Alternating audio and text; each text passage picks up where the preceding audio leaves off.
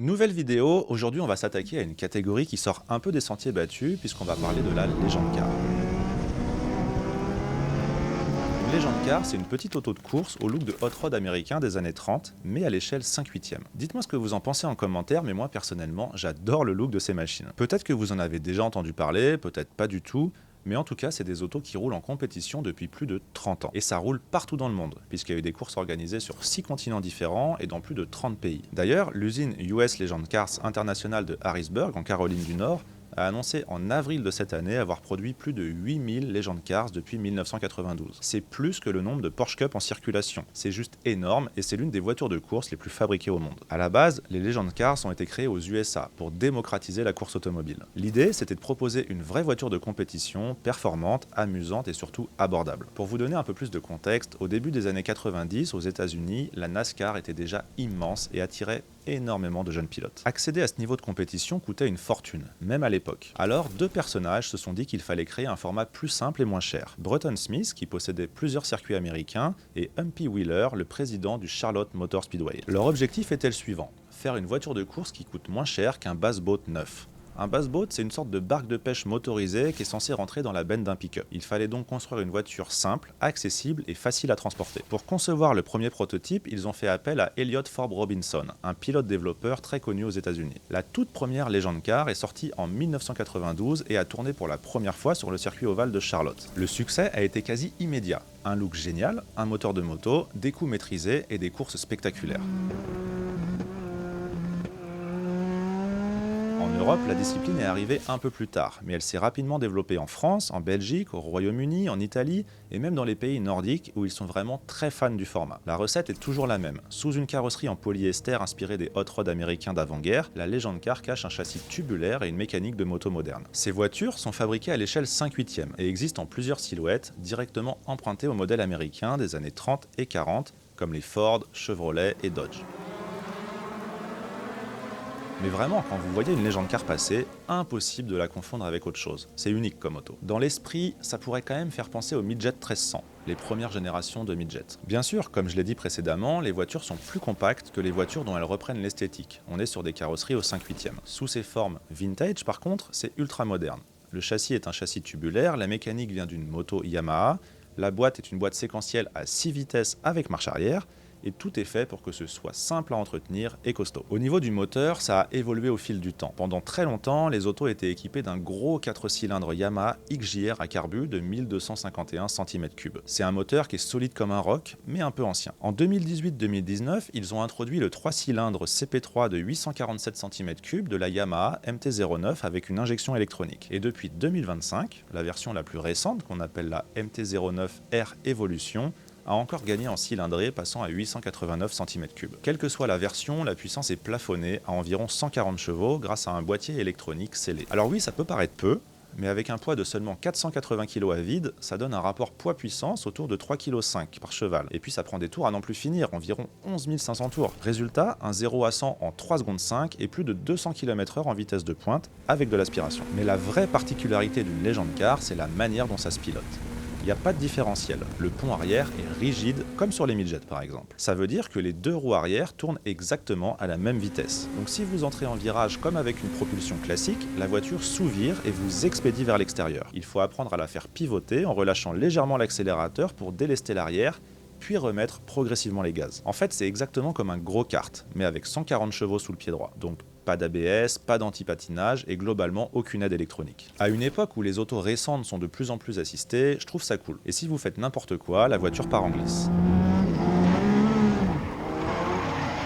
Après, c'est progressif et assez sain, et avec un peu de technique, on apprend à contrôler la dérive. Ah oui, important, mais je précise qu'en Legend Car, on roule en pneus de série, ce qui explique aussi la glisse. Et puis le gros avantage, c'est que c'est économique comparé au slick. Autre particularité, si vous avez déjà vu des courses de Legend Car, vous avez sûrement remarqué une pratique spécifique, le bump drafting. En gros, deux voitures s'alignent en ligne droite, et la deuxième pousse légèrement la première avec son pare-choc. L'idée, c'est de réduire la traînée aérodynamique entre les deux autos et gagner quelques km/h. Si c'est bien fait, les deux pilotes sont gagnants. Ça fonctionne particulièrement bien parce que la carrosserie des Legend Car est carrée comme un frigo. L'aérodynamique n'est vraiment pas le point fort de cette auto. Tout seul face au vent, c'est vraiment une catastrophe. En fonction des pistes, ça peut se chiffrer à plusieurs secondes au tour. Ce qui veut dire qu'en qualification, par exemple, pour être devant, il faut éviter de rouler seul. Pareil en course. Un pilote isolé pourrait se faire distancer d'un groupe sans pouvoir revenir, parce qu'en roulant à plusieurs, vous gagnez de la vitesse de pointe. Après, évidemment, il faut être propre, car si vous poussez de travers, ça peut vite tourner au carnage. Mais bien exécuté, c'est une vraie stratégie de course. Et pour ça, les autos sont équipées d'une sorte de support métallique à l'avant et à l'arrière qui permet cette pratique sans rien abîmer. En France, le championnat s'appelle la Legends Cars Cup. Il rassemble une trentaine d'autos par manche et toutes partent ensemble, peu importe le moteur. C'est la particularité, on a plusieurs catégories. D'abord, on a les Elite Pro et Elite, les dernières générations avec le moteur MT-09 de 889 cm3. Ensuite, il y a les Racer Pro et Racer, les versions juste avant avec le CP3 de 847 cm3. Et enfin, on a la Light Series, les anciens modèles avec le moteur XJR. Le classement dépend aussi de votre expérience. Un pilote avec un palmarès conséquent sera classé en Pro, tandis qu'un amateur débutant sera en élite ou racer. Tout le monde roule ensemble sur la même grille, mais les points sont comptés par catégorie. Ça permet à chacun de jouer un titre, même si vous n'avez pas le moteur le plus récent ou moins d'expérience que les pilotes qui sont là depuis des années. La saison française compte 7 manches. Dijon, Lédenon, Charade, Nogaro, Val-de-Vienne, Manicourt et Le Castellet qui accueillent la finale européenne. Chaque meeting dure 3 jours. 2 essais privés le vendredi, une qualif le samedi matin, 2 courses sprint de 20 minutes le samedi, puis 2 autres courses le dimanche. Ça fait donc 4 départs par week-end. Et franchement, il y a vraiment de la bagarre. Les grilles sont denses, les dépassements très nombreux et l'ambiance est réputée hyper conviviale. Le soir, c'est souvent barbecue et apéro dans le paddock. L'organisation met en place un espace VIP avec un open bar et des écrans géants pour suivre les courses. Les invités peuvent s'installer confortablement et voir les voitures passer juste à côté.